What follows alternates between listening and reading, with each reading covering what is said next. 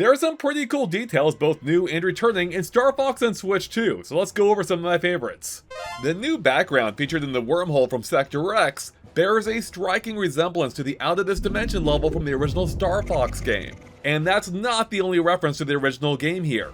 Because if you take a close-up look at any of the R-Wings, you can see they're powered by Super FX technology, as in the same graphics chip that powered the original game. Oh, and the letters NPPG followed by the long number below are a direct reference to the player's guide for Star Fox 64, you know, the game that this one is a remake of, with the NPPG standing for Nintendo Power Player's Guide, and that long number being the UPC code found on the back of it.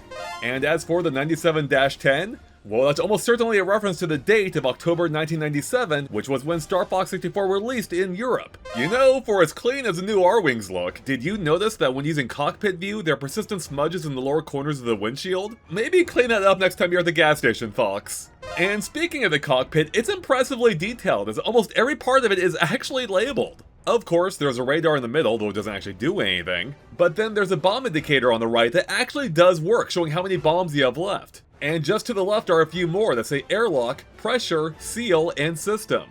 Now on either side of the cockpit, you're going to find a set of buttons that look pretty similar, saying plus, minus, X, Y, and apply.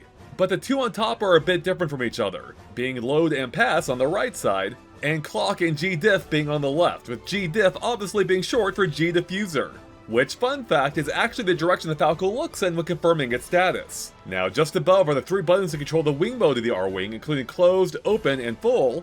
Then to the right are a few more buttons that are legible, including check, param, which is probably short for parameter, group, and subs, whatever that means. And speaking of subs, the Blue Marine gets a whole new cockpit view this time. And yes, it's dirty too, which is a little weird considering it's never been used before. And did you catch Slippy's cute turn of phrase at the end when he's analyzing the enemy shields? Enemy shell analyzed! Did you catch that? Enemy shell instead of Enemy shield analyzed! Something funny happens if you first take on and defeat Starwolf at Fachina, then again at Venom 2, because they come back looking a little worse for the wear, now wearing bandages, cybernetic implants, and even a head brace in Andrew's case.